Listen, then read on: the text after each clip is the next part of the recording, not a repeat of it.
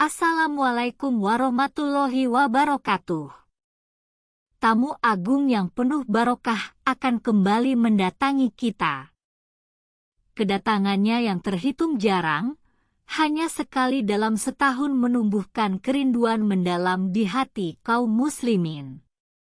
Leher memanjang dan mata nanar memandang sementara hati berdegup kencang menunggu kapan gerangan hilalnya terbit. Itulah Ramadan, bulan yang sangat dikenal dan benar-benar ditunggu kehadirannya oleh kaum muslimin. Kemuliaannya diabadikan dalam Al-Quran dan melalui untayan-untayan sabda Rasulullah Shallallahu Alaihi Wasallam. Allah Azza wa Jalla menjadikannya syarat dengan kebaikan, mulai dari awal Ramadan sampai akhir.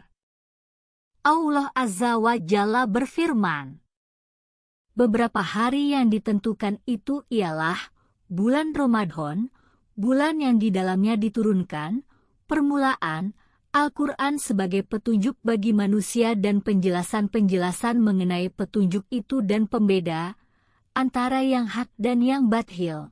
Al-Baqarah ayat 185. Jiwa yang terpenuhi dengan keimanan tentu akan segera mempersiapkan diri untuk meraih keutamaan serta keberkahan yang ada di dalamnya. Pada bulan ini Allah Azza wa Jalla menurunkan Al-Quran.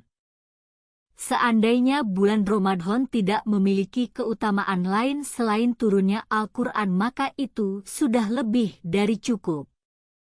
Lalu bagaimana bila ditambah lagi dengan berbagai keutamaan lainnya, seperti pengampunan dosa, peninggian derajat kaum mukminin, pahala semua kebaikan dilipat gandakan, dan pada setiap malam Ramadan, Allah Azza wa Jalla membebaskan banyak jiwa dari api neraka. Pada bulan mulia ini, pintu-pintu surga dibuka lebar dan pintu-pintu neraka ditutup rapat, setan-setan juga dibelenggu. Pada bulan ini juga ada dua malaikat yang turun dan berseru, wahai para pencari kebaikan, sambutlah. Wahai para pencari kejelekan, berhentilah. Pada bulan Ramadan terdapat satu malam yang lebih utama dari 1000 bulan. Orang yang tidak mendapatkannya berarti dia terhalang dari kebaikan yang sangat banyak.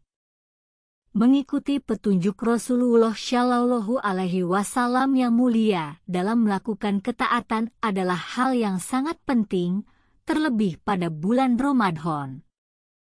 Karena amal soleh yang dilakukan oleh seorang hamba tidak akan diterima kecuali jika dia ikhlas dan mengikuti petunjuk Rasulullah Shallallahu Alaihi Wasallam.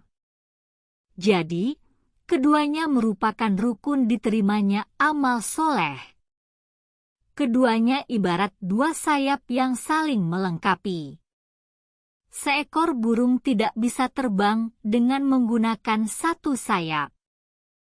Melalui video ini, marilah kita berusaha untuk mempelajari perilaku Shallallahu Alaihi Wasallam di bulan Ramadan agar kita bisa meneladaninya. Karena orang yang tidak berada di atas petunjuk Shallallahu Alaihi Wasallam di dunia, dia tidak akan bisa bersama beliau Shallallahu Alaihi Wasallam di akhirat. Kebahagiaan tertinggi akan bisa diraih oleh seseorang ketika ia mengikuti petunjuk Shallallahu Alaihi Wasallam secara lahir dan batin. Dan seseorang tidak akan bisa mengikuti Shallallahu Alaihi Wasallam kecuali dengan ilmu yang bermanfaat. Ilmu itu tidak akan disebut bermanfaat kecuali bila diiringi dengan amalan yang soleh. Jadi amalan soleh merupakan buah ilmu yang bermanfaat. Inilah beberapa kebiasaan dan petunjuk Rasulullah Shallallahu Alaihi Wasallam pada bulan Ramadan. Rasulullah Shallallahu Alaihi Wasallam tidak akan memulai puasa kecuali jika beliau sudah benar-benar melihat hilal, atau berdasarkan berita dari orang yang bisa dipercaya tentang munculnya hilal, atau dengan menyempurnakan bilangan Syaban menjadi 30. Berita tentang terbitnya hilal tetap beliau Rasulullah Shallallahu Alaihi Wasallam terima, sekalipun dari satu orang dengan catatan orang tersebut dapat dipercaya. Ini menunjukkan bahwa kabar ahad bisa diterima. Selanjutnya Rasulullah Shallallahu Alaihi Wasallam melarang umatnya mengawali Ramadan dengan puasa 1 atau 2 hari sebelumnya kecuali puasa yang sudah terbiasa dilakukan oleh seseorang. Oleh karena itu, beliau Shallallahu Alaihi Wasallam melarang umatnya berpuasa pada hari Syak, yaitu hari yang masih diragukan, apakah sudah tanggal 1 Ramadan ataukah masih tanggal 30 Syaban. Rasulullah Shallallahu Alaihi Wasallam juga berniat untuk melakukan puasa saat malam sebelum terbit fajar dan beliau menyuruh umatnya untuk melakukan hal yang sama. Hukum ini hanya berlaku untuk puasa-puasa wajib, tidak untuk puasa sunnah.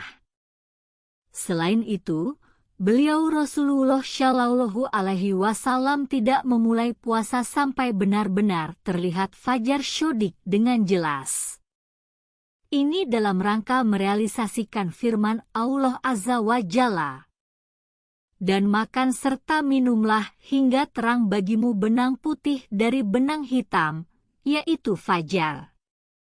Al-Baqarah ayat 187. Beliau Shallallahu Alaihi Wasallam juga menjelaskan kepada umatnya bahwa fajar itu ada 2 macam, fajar syodik dan kadzib. Fajar kadzib tidak menghalangi seseorang untuk makan, minum, atau menggauli istri. Rasulullah Shallallahu Alaihi Wasallam tidak pernah ekstrim kepada umatnya, baik pada bulan Ramadan ataupun bulan lainnya. Beliau tidak pernah mensyariatkan azan, pemberitahuan tentang imsak. Kemudian Rasulullah Shallallahu Alaihi Wasallam menyegerakan berbuka dan mengakhirkan sahur. Beliau Shallallahu Alaihi Wasallam bersabda, "Umatku senantiasa baik selama mereka menyegerakan berbuka." Selanjutnya jarak antara sahur Rasulullah dan iomah seukuran bacaan 50 ayat. Rasulullah Shallallahu Alaihi Wasallam memiliki akhlak yang sangat mulia.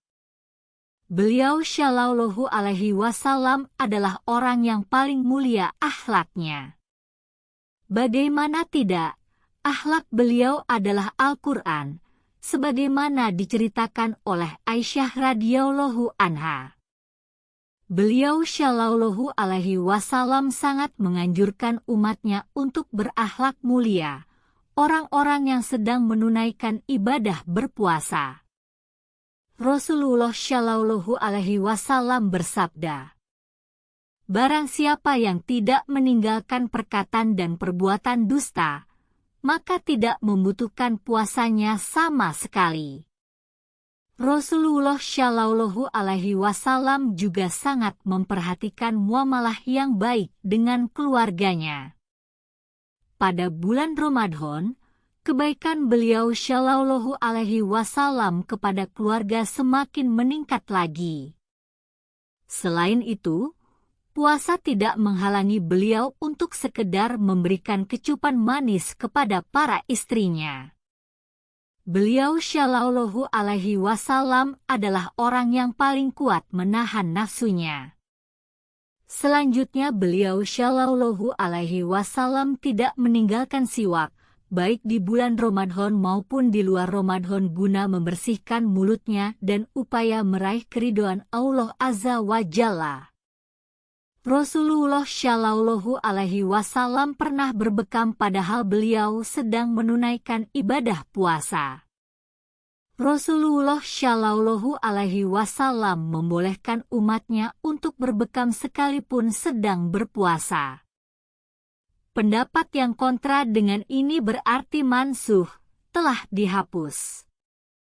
Kemudian Rasulullah Shallallahu Alaihi Wasallam pernah berjihad pada bulan Ramadan dan menyuruh para sahabatnya untuk membatalkan puasa mereka supaya kuat saat berhadapan dengan musuh. Di antara bukti Rasulullah Shallallahu Alaihi Wasallam sayang kepada umatnya yaitu beliau membolehkan orang yang sedang dalam perjalanan, orang yang sakit dan orang yang lanjut usia serta wanita hamil dan menyusui untuk membatalkan puasanya. Selain itu, Rasulullah Shallallahu Alaihi Wasallam lebih bersungguh-sungguh dalam menjalankan ibadah pada bulan Ramadan bila dibandingkan dengan bulan-bulan lain, terutama pada 10 hari terakhir bulan Ramadan untuk mencari Lailatul Qadar. Rasulullah Shallallahu Alaihi Wasallam beritikaf pada 10 hari terakhir bulan Ramadan kecuali pada tahun menjelang wafat, beliau beritikaf selama 20 hari. Ketika beritikaf, beliau selalu dalam keadaan berpuasa. Ramadan adalah syahrul Quran, bulan Al-Quran, sehingga tadarus Al-Quran menjadi rutinitas beliau. Bahkan tidak ada seorang pun yang sanggup menandingi kesungguh-sungguhan beliau dalam tadarus Al-Quran. Malaikat Jibril alaihi salam senantiasa datang menemui beliau Shallallahu Alaihi Wasallam untuk tadarus Al-Quran dengan Rasulullah. Rasulullah Shallallahu Alaihi Wasallam adalah orang yang dermawan. Kedermawanan beliau di bulan Ramadan tidak bisa digambarkan dengan kata-kata. Kedermawanan beliau ibarat angin yang bertiup membawa kebaikan, tidak takut kekurangan sama sekali. Rasulullah Shallallahu Alaihi Wasallam adalah seorang mujahid sejati. Ibadah puasa yang sedang beliau jalankan tidak menyurutkan semangat beliau untuk andil dalam berbagai peperangan.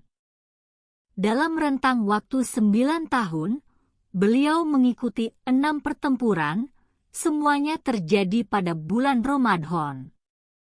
Beliau juga melakukan berbagai kegiatan fisik pada bulan Ramadan, seperti penghancuran Masjid Dirar, penghancuran berhala-berhala milik orang Arab, penyambutan duta-duta, penaklukan kota Mekah, bahkan pernikahan beliau dengan Hafsyah.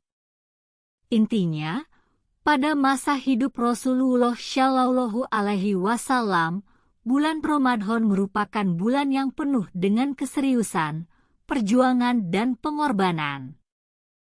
Ini sangat berbeda dengan realitas sebagian kaum muslimin saat ini yang memandang bulan Ramadan sebagai saat bersantai, malas-malasan, atau bahkan bulan menganggur atau istirahat. Semoga Allah Azza wa Jalla memberikan taufik kepada kita untuk selalu mengikuti jejak Rasulullah Shallallahu Alaihi Wasallam, hidup kita di atas sunnah, dan semoga Allah Azza wa Jalla mewafatkan kita juga dalam keadaan mengikuti sunnah Rasulullah Shallallahu Alaihi Wasallam. Semoga video ini bermanfaat bagi kita semua. Wassalamualaikum warahmatullahi wabarakatuh.